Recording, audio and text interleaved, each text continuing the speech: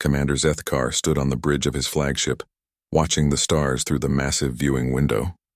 His gray skin showed the deep scars that marked him as a veteran of 30 conquest campaigns. Behind him, his crew worked quietly at their stations. They all knew what was coming next. The galactic hegemony had ruled most of the galaxy for over 2,000 years. They had a simple way of doing things. Find a new species. Give them a choice. Join the Empire or die. It worked every time.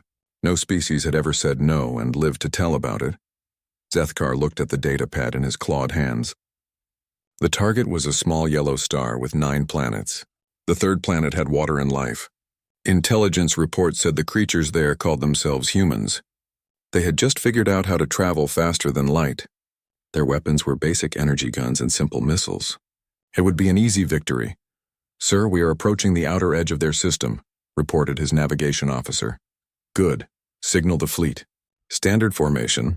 We will give them the usual message," Zethkar said. The Hegemony 7th Expansion Fleet moved forward. 200 massive ships, each one bigger than a human city. Their weapons could turn entire planets into dust. Their shields could stop any attack these humans might try. Zethkar had done this so many times before.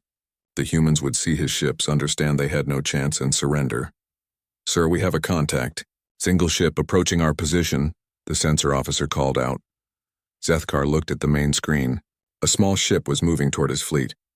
It was tiny compared to his dreadnoughts, maybe the size of one of his fighter craft. He almost laughed. "Are they trying to surrender already?" That was faster than usual. "No, sir. They are requesting we stop and identify ourselves." The bridge fell silent. In 30 campaigns, no one had ever demanded the hegemony identify itself. Everyone in the galaxy knew who they were. Everyone feared them. "Put them on screen," Zethkar ordered. The viewing screen showed the interior of what looked like a human ship. A female human in a blue uniform sat in a chair. She had dark hair pulled back and calm brown eyes. Behind her, other humans worked at control stations. They all looked relaxed, as if meeting the most powerful fleet in the galaxy was just another day at work. "This is Captain Sarah Chen of the Terran command ship Defiance. You have entered human space without permission. State your business here." Zethkar stared at the screen. The human spoke as if she had the right to question him, as if her tiny ship could stop his fleet. He decided to enjoy this moment. It would be the last time anyone from this species showed such courage. "I am Commander Zethkar of the Galactic Hegemony 7th Expansion Fleet. We are here to offer your species membership in our empire. You will surrender your weapons, your technology, and your independence. In return, you will be allowed to live and serve the greater good of the galaxy." Captain Chen listened to his words without any change in expression. When he finished, she was quiet for a moment. Then she smiled. It was not a happy smile. "Commander Zethkar, your offer is rejected. This is Terran Command. You are hereby prohibited from crossing into human space. Turn your ships around and leave immediately or face the consequences." Every being on Zethkar's bridge turned to look at him. In 2,000 years of galactic history, no one had ever spoken to the hegemony this way. The silence stretched on for several seconds. Then Zethkar began to laugh. It was a deep rumbling sound that came from his chest. Soon his officers joined in. The idea that this tiny ship, this insignificant species, could threaten them was the funniest thing they had ever heard. "Human, you amuse me. Perhaps you do not understand. We have 200 warships. Each one can destroy your entire world. You have one small vessel. Are you insane?" Captain Chen's expression did not change. "Commander, you have been warned. This is your only chance to leave peacefully. Choose wisely. The hegemony does not retreat. Prepare to witness the power that has conquered 1,000 worlds. After we destroy your ship, we will visit your planet. Your people will learn what happens to those who defy us." "I see. Then you have made your choice," Captain Chen said. "All human ships, this is Defiance. The aliens have been warned and have refused to withdraw. Move to defensive positions. Prepare for hostile contact." Zethkar stopped laughing. "All human ships? What other ships?" That was when his sensor officer started shouting. "Sir, contacts everywhere. Dozens of them. Where did they come from?" The main screen changed to show the tactical display. All around the hegemony fleet, new contacts appeared. Ships that had not been there moments before. Weapons platforms that seemed to materialize from empty space. Energy signatures that did not match anything in their databases. How many? Zethkar demanded. I count. Sir, there are hundreds of them, and they are all targeting us. Zethkar looked back at the screen showing Captain Chen. She was still sitting calmly in her chair, but now he could see something else in her eyes. Confidence. Not the desperate bravery of someone facing certain death. The quiet assurance of someone who knew exactly how this would end. Commander Zethkar, she said. You seem surprised. Did you really think we would let you get this close to our worlds without watching you? We have been tracking your fleet since you entered our galaxy. We know everything about you. Your weapons, your shields, your tactics. We have been preparing for this meeting for a very long time. Impossible. Our intelligence report said you had just achieved spaceflight. Your technology is primitive. Your intelligence was meant to see exactly what we wanted it to see. We are very good at making people underestimate us. It is a useful skill when dealing with empires like yours. Zethkar felt something he had not experienced in decades. Fear. Real, cold fear that started in his stomach and spread through his entire body. The human was telling him that everything he thought he knew was wrong. That his mighty fleet was surrounded by an enemy that had been planning for this moment. This is still just one system, he said, trying to keep his voice steady. Even if you somehow defeat us here, the hegemony has millions of ships. We will return with a force you cannot imagine. Captain Chen nodded slowly. Yes, we know about your other fleets. We know about all of them. Commander, let me explain something to you. The galactic hegemony has spent 2,000 years conquering weaker species. You have grown used to easy victories. You have forgotten what it means to face an enemy that is truly ready for war. She leaned forward in her chair. We are not a species that will submit. We are not a civilization that will run away. We are humans, and we do not lose. The transmission ended. Zethkar stood alone on his bridge, surrounded by the urgent voices of his crew reporting more and more human contacts appearing around them. He realized that for the first time in his life he was the one being given a choice, retreat or face destruction. But the hegemony did not retreat. It never had, and that, Captain Chen had warned him, would be their first mistake. Zethkar stared at the tactical display for a long moment. The human ships surrounded his fleet, but they had not fired. They were waiting. He had seen this before with other species. They would make threats, show some hidden strength, but in the end they always backed down when they saw what the hegemony could do. Sir, what are your orders? Asked his tactical officer. Send forward Squadron 7, 12 destroyers. Let them see what happens when you attack hegemony ships. Once they watch their defenses burn, they will surrender like all the others. The squadron commander's voice came over the communication system. Sir, are you sure? There are a lot of them out there. They are humans, Commander Voss. Primitive creatures with basic technology. 12 of our destroyers can handle anything they have. Show them what real firepower looks like. Yes, sir. Squadron 7 moving forward. On the main screen, Zethkar watched as 12 of his destroyers broke away from the main fleet. Each ship was 300 meters long and armed with enough weapons to level a city. They moved in perfect formation toward the nearest human defensive position.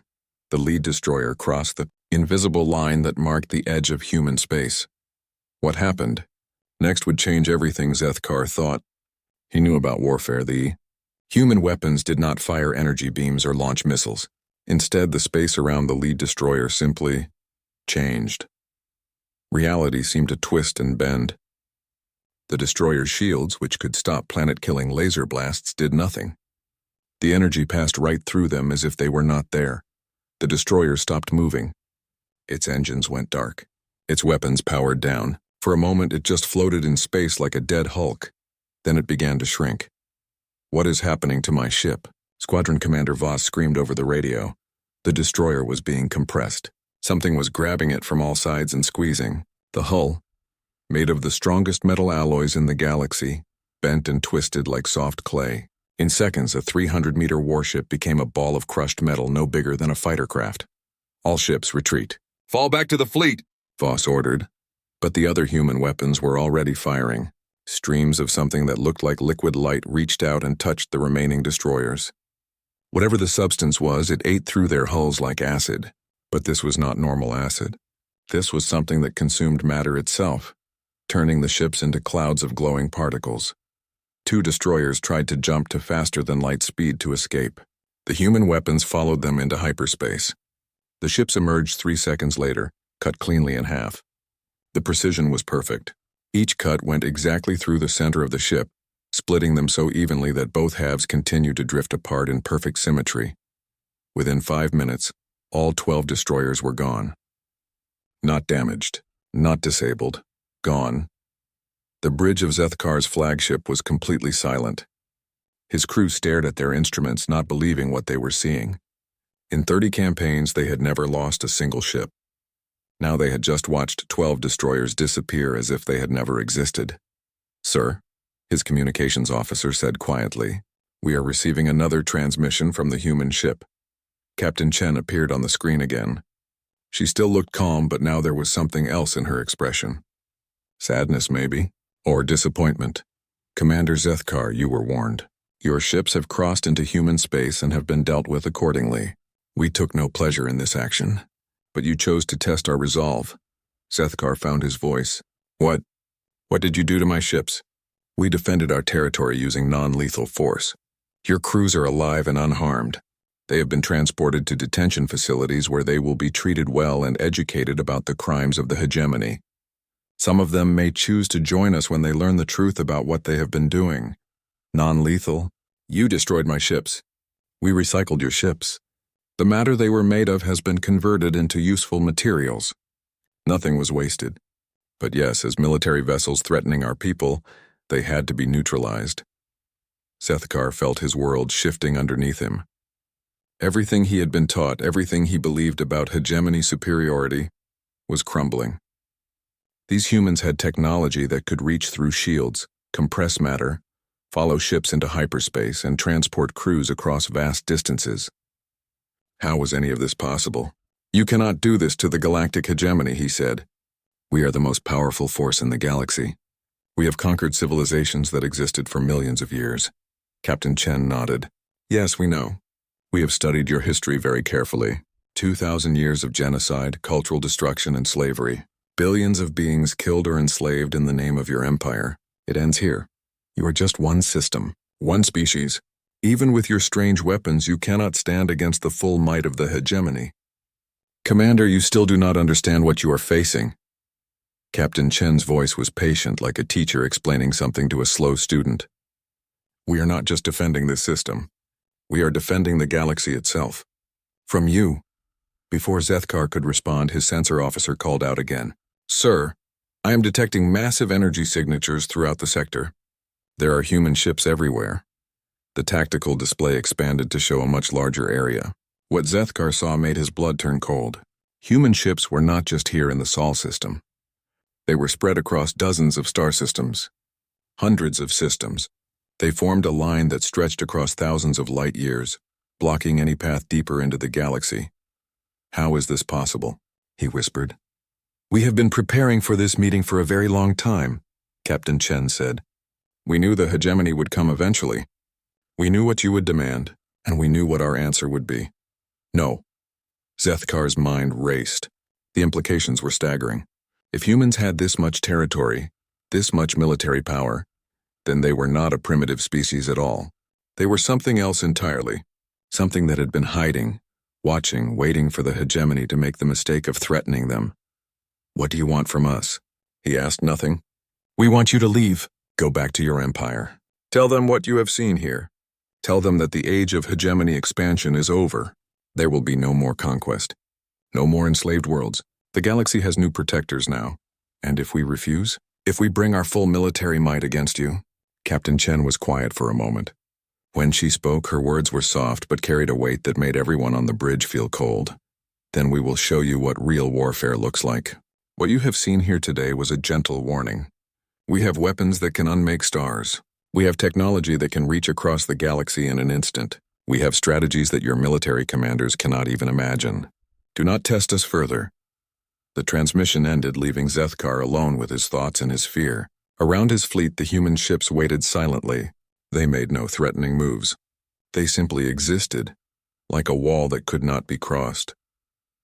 For the first time in his life, Zethkar understood what it felt like to be the weaker species, to be the one facing impossible odds and superior technology, to be the one who had to choose between retreat and destruction. He knew what he had to do. But he also knew what his superiors would order him to do.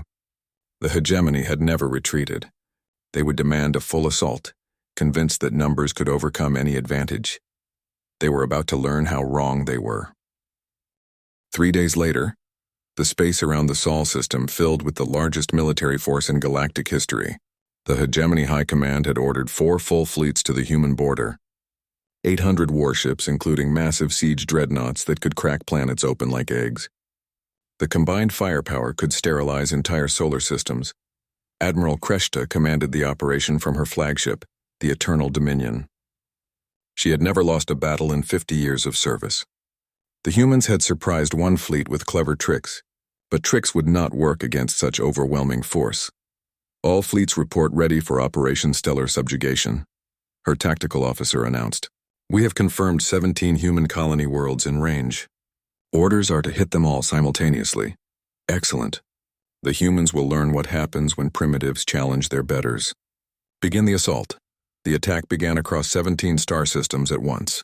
Hegemony ships jumped out of hyperspace around every major human colony. They expected to find panicked civilian populations and weak planetary defenses. Instead, they found something impossible. On New Geneva, Captain Thale landed with the first wave of assault troops. His soldiers were the best the hegemony had ever produced. Their armor could stop any weapon. Their guns could punch through solid stone, and their training was perfect. They had conquered hundreds of worlds. Secure the landing zone, Thale ordered as his men spread out from their dropships. Intelligence says this is a farming colony. Should be easy resistance. That was when the ground started to move. The soil beneath their feet shifted and flowed like water. Trees bent down to grab at soldiers with branches that moved like arms. The very air began to sting their exposed skin. Soldiers started coughing, then falling to their knees as something in the atmosphere attacked their breathing systems. Sir, our filters are not working. The air is toxic. Impossible. Our equipment can handle any known poison gas. But this was not poison gas. This was something that had been designed specifically for hegemony biology. The humans had somehow changed the entire atmosphere of their planet to be harmless to themselves, but deadly to invaders. Thale watched in horror as the ground under one of his vehicles opened up like a mouth and swallowed it whole. The planet itself was fighting back. Every rock, every plant, every breath of air had become a weapon. All units fall back to the ships. This world is hostile. But when they looked up, their dropships were gone. In their place hung thousands of small human machines that had somehow captured the much larger hegemony vessels, without damaging them. In space above the planet, the battle was going just as badly. Admiral Kreshta watched her tactical display with growing disbelief. The human ships were small, no bigger than fighters. But there were millions of them, and they moved in ways that made no sense. They are ignoring our shields completely, her weapons officer reported. Their guns shoot right through our defenses as if they are not there. Then target them with everything we have. Saturate the area. But targeting the human ships was impossible. They moved too fast, changed direction too quickly, and seemed to know exactly where every shot would go before it was fired. Worse, when the hegemony did manage to destroy one, 10 more appeared to take its place. Sir, where are they all coming from? The sensor officer asked. The answer came when one of the smaller human ships was hit and broke apart. Instead of the explosion everyone expected, the ship simply split into smaller pieces.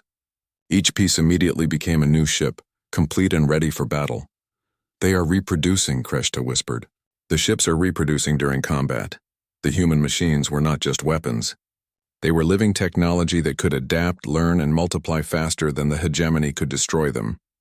Every attack the aliens made taught the machines how to defend better. Every tactic they tried was countered within minutes. But the worst moment came when Captain Mordak's assault cruiser scored a direct hit on a human colony ship. The massive vessel, home to 50,000 civilians, was completely destroyed. For a brief moment, Mordak felt satisfaction.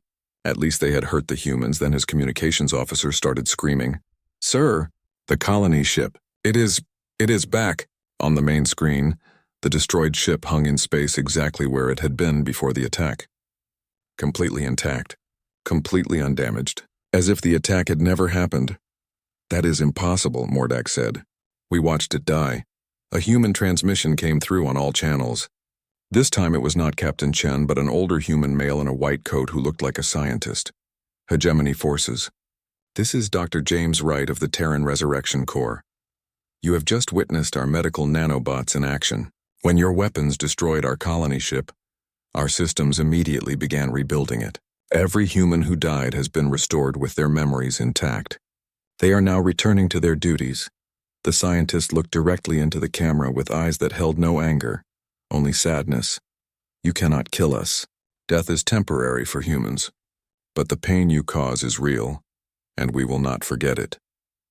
All across the battle zone, hegemony commanders realized they were fighting an enemy that could not be defeated through conventional warfare.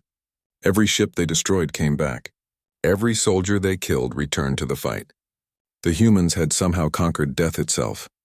Admiral Kreshta felt something she had never experienced in her long military career: despair. Her forces were not just losing. They were fighting an enemy that existed beyond the normal rules of war. All fleets prepare to withdraw, she ordered. Sir, High Command will demand an explanation. We cannot retreat from primitives. Kreshta looked at the tactical display showing millions of human ships swarming around her forces like angry insects. These are not primitives. These are something else entirely. Something we do not understand. As the hegemony ships prepared to flee, another transmission came through. This time it was Captain Chen again, but she was no longer speaking from the bridge of a single ship. Behind her stretched a vast chamber filled with thousands of humans working at control stations that seemed to stretch to the horizon. Admiral Kreshta, this is Terran Command. Your invasion has failed. Your ships are surrounded and your troops are captured. But we do not wish to destroy you. We wish to educate you. Educate us? About what? About the truth of your empire. About the billions of beings your people have killed. About the crimes you have committed in the name of order and peace. Your soldiers and crews are being shown the real history of the hegemony. Many of them are already choosing to defect. Kreshta felt her world crumbling around her. That is propaganda, lies. Is it? Captain Thale of your ground forces is here with me now. Perhaps you would like to speak with him. The screen split to show Captain Thale sitting in what looked like a comfortable room. He was unrestrained and appeared to be unharmed, but his eyes held the look of someone who had seen something that changed everything he believed. Admiral, Thale said quietly, they showed me the records, the real records of what we did on Keltos Prime. We did not liberate that world. We murdered everyone on it, men, women, children, billions of them. And then we lied about it in our reports. That is impossible. The Keltos joined us willingly. No, sir. They resisted. So we killed them all and replaced them with our own colonists, just like we did on hundreds of other worlds. The humans have proof of everything. Admiral Kreshta closed her eyes. If what Thyle was saying was true, then everything she had done in her military career was a lie. Every conquest was actually genocide. Every liberation was actually enslavement. When she opened her eyes, Captain Chen was looking at her with something that might have been compassion. Admiral, your choice is simple. You can return to the hegemony and report what you have learned here. You can tell them that the age of conquest is over. Or you can stay and help us free the galaxy from the empire you once served. For the first time in her life, Admiral Kreshta faced a choice that would determine not just her fate, but the fate of every being in the galaxy. 2 years had passed since the failed invasion of human space. The galactic hegemony was crumbling from within, and High Counselor Veltar could no longer pretend otherwise. Half his military commanders had defected to the humans after being educated in their detention camps. Entire star systems were declaring independence every week. And now, the humans were no longer content to simply defend their borders. Veltar stood in the command center of Dominion Prime, the capital world of his empire, watching reports flood in from across the galaxy. Human ships had appeared in dozens of systems, but they were not attacking military targets. Instead, they were broadcasting something that terrified him more than any weapon: the truth. Sir, the humans have taken control of our communication networks in the Outer Rim, reported his intelligence chief. They are showing historical records to every world in the sector. What kind of records? Everything, sir. Video logs of our conquest campaigns, recorded orders to eliminate civilian populations, documentation of our slave labor programs, things that were supposed to be classified forever. Veltar felt his stomach tighten. The hegemony's power had always depended on lies. They told conquered species that resistance was futile, that submission brought peace and prosperity. But the truth was different. The truth was that the hegemony was built on the bones of 1,000 dead civilizations. Can we stop the broadcasts? No, sir. Somehow they have gained access to quantum communication networks that we cannot shut down. Every being in those systems is seeing the real history of our empire. On the main display, reports continued to stream in. The Zelani, who had served the hegemony for 400 years, had risen in revolt after learning that their homeworld had been strip-mined to extinction. The Korthax military units were laying down their weapons and refusing to serve. Even species that had been conquered recently were finding the courage to resist. But the worst news was yet to come. Sir, we have a priority transmission from Admiral Kreshita in the core worlds, his communications officer announced. Veltar almost did not want to hear it. Kreshita had been one of his most loyal commanders before her capture by the humans. When she had been released 6 months later, she had seemed different, quieter, more thoughtful. But she had continued to serve, and Veltar had hoped that meant her loyalty was intact. Put her through. Admiral Kreshita appeared on the screen. Behind her, Veltar could see the bridge of her flagship. But something was wrong. Her crew was a mix of different species, some hegemony, some that he recognized as former enemies. And they were all working together. High Counselor Veltar, she said formally, I am calling to inform you that the core world's defense fleet is no longer under hegemony command. What are you saying, Admiral? I am saying that we have seen the truth. We know what the hegemony really is, and we will not be part of it anymore.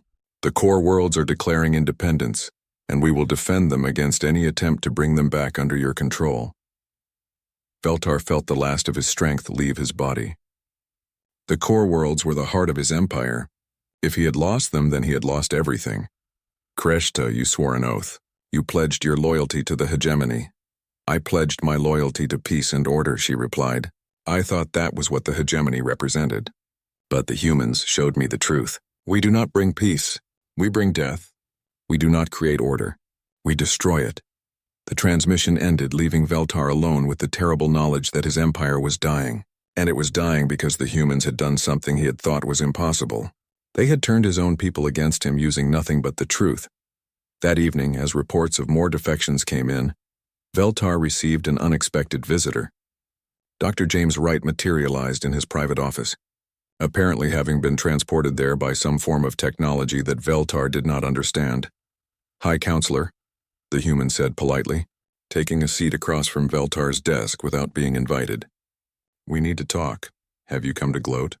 To celebrate the destruction of my empire? Dr. Wright looked genuinely sad.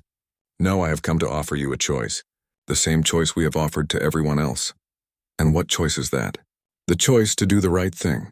Veltar laughed bitterly. The right thing? You have destroyed the greatest civilization in galactic history. You have brought chaos where there was order. Have we? Let me show you something. The air in the room shimmered, and suddenly they were standing on the surface of a planet. But they had not moved. This was some kind of advanced projection technology. Around them, Veltar could see a bustling city full of different species working together. The architecture was beautiful. The people looked happy, and there was no sign of the military presence that marked every hegemony world. This is Keltos Prime, Dr. Wright said. Or rather, this is what Keltos Prime looks like now. That is impossible. Keltos Prime was destroyed in the rebellion 300 years ago.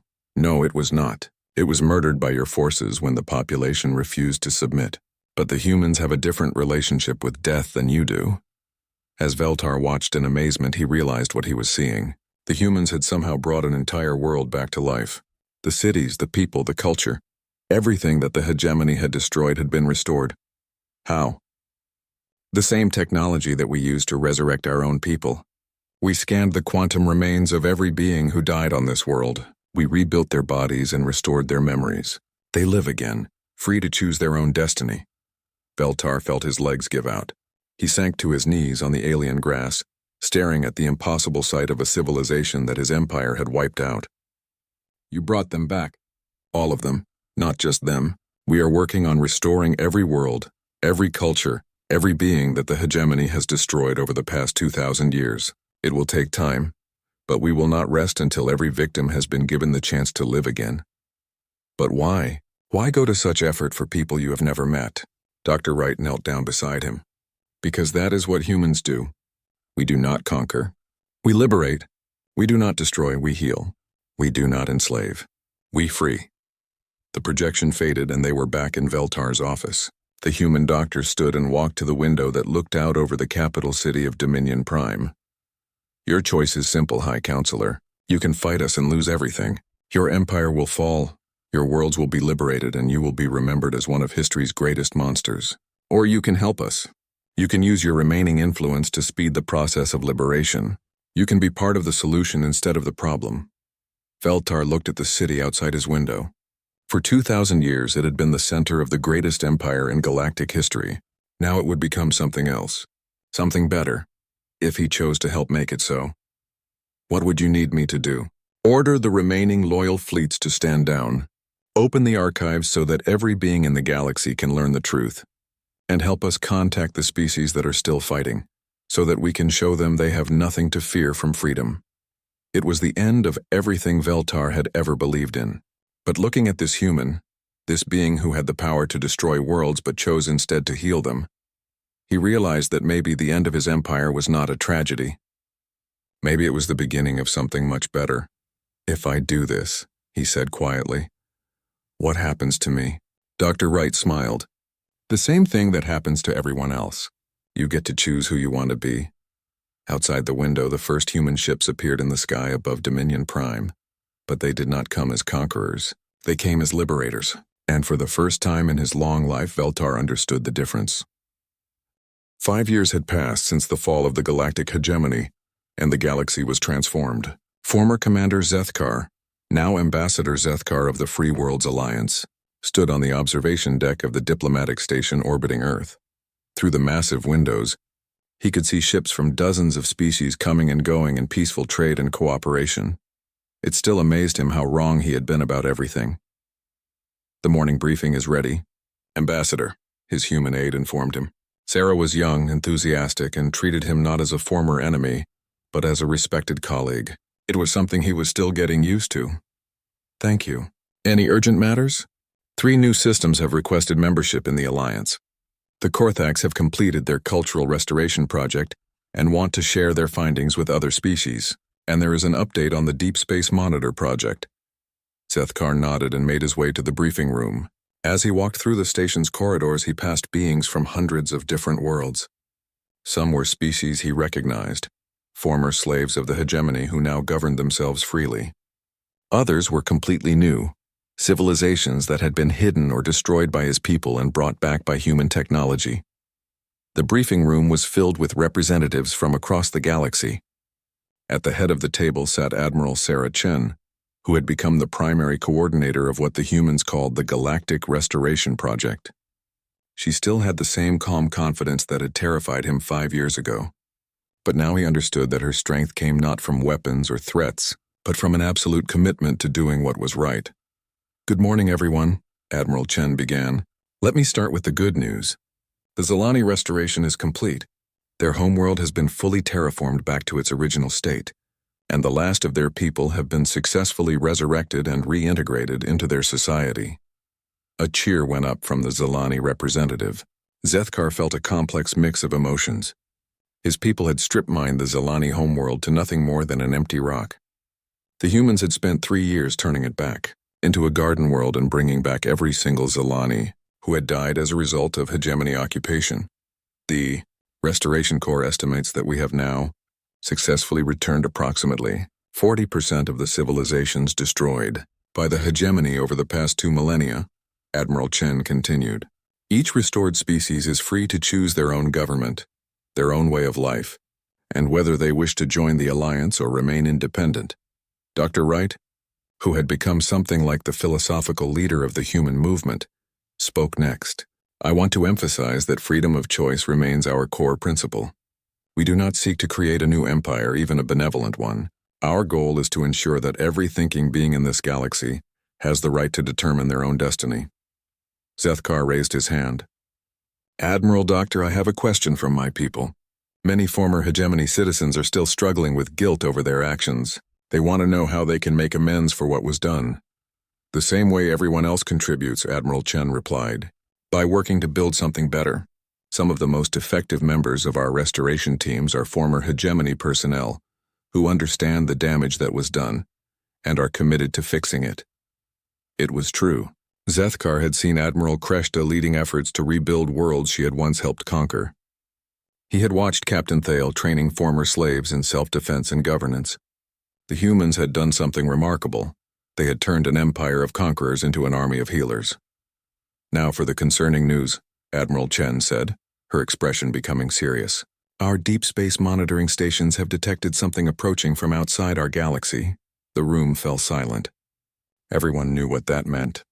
The humans had revealed their true history to the Alliance leadership 6 months ago. They were refugees from another galaxy, one that had been consumed by entities they called the Devourers. Ancient machines that turned entire civilizations into resources for their endless expansion. How long do we have? Asked the Korthax representative. The lead elements of their scout fleet will reach the Outer Rim in approximately 18 months, Dr. Wright replied. But we have advantages that our original galaxy did not, such as... Admiral Chen stood and activated a massive holographic display that showed the current state of the galaxy. Instead of the rigid empire that had existed under the hegemony, the display showed a complex network of free worlds, each connected to the others through trade, communication, and mutual defense agreements. Unity through diversity, she said. The Devourers succeeded in our home galaxy because the civilizations there were isolated. They conquered us one at a time. Here we have something different. We have created a true alliance. Zethkar looked at the display with wonder. The humans had somehow convinced hundreds of different species, many of whom had been enemies for millennia, to work together, not through conquest or threats, but through patient diplomacy and the simple demonstration that cooperation was better than conflict. Every species in the alliance has contributed something unique to our defensive preparations.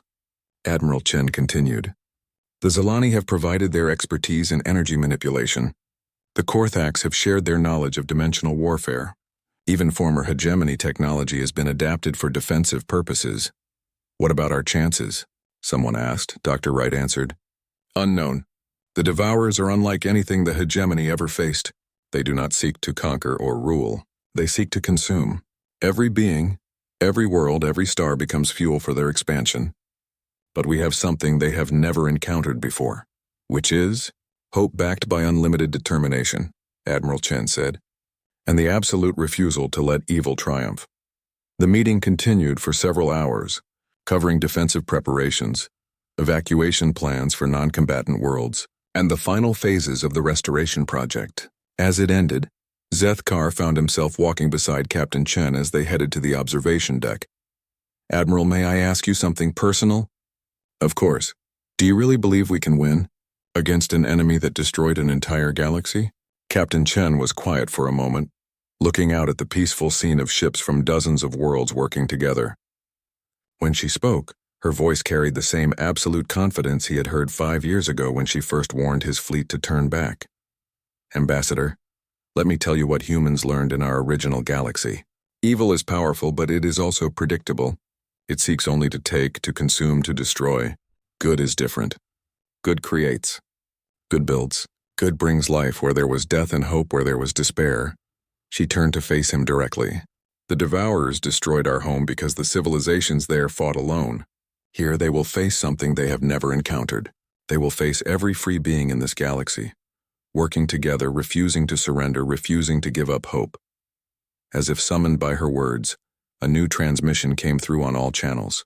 But this time it was not Admiral Chen speaking. It was a collective broadcast from every member world of the Alliance. Hundreds of different voices speaking in hundreds of different languages, but all saying the same thing. This is the Free Worlds Alliance. We are the united civilizations of this galaxy. We stand together in defense of freedom, justice, and the right of all beings to choose their own destiny. To any who would threaten us, you have been warned. We will defend our worlds, our people, and our way of life with everything we have. The transmission continued with Admiral Chen's voice rising above the chorus. This is Terran Command.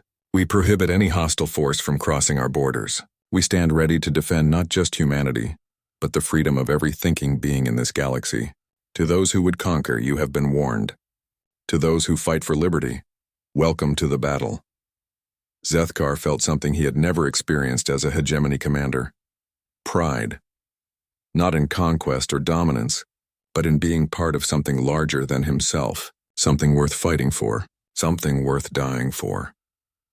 Outside the station, ships from 100 worlds moved into defensive positions along the galaxy's edge. They came not as subjects commanded by an empire, but as free beings choosing to stand together against the darkness. The galaxy's new guardians were ready.